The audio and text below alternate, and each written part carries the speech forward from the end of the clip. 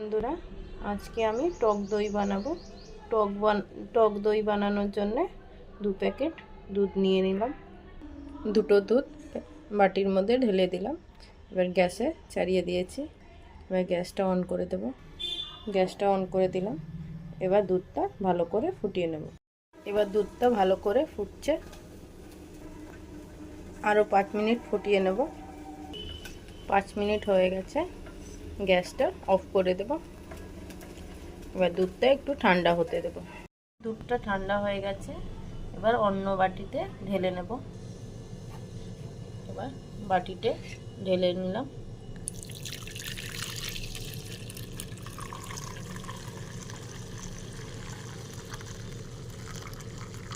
হালকা ঠান্ডা হয়ে গেছে, দুধটা ঢেলে নিলাম। এবার টক দই 1 চামচ মিশিয়ে দেব। মিশিয়ে দিলাম ভালো করে। এবার একটা ঢাকনা দিয়ে ঢেকে দেব। 4 থেকে 5 ঘন্টার মধ্যে আমার দই তৈরি হয়ে যাবে। এবার ঢাকনা দিয়ে ঢেকে দিলাম। 4 থেকে 5 ঘন্টার মধ্যে দই বসে যাবে। দইটা আমার বসে গেছে, 4 থেকে 5 ঘন্টা হয়ে গেছে। দই আমার বসে গেছে।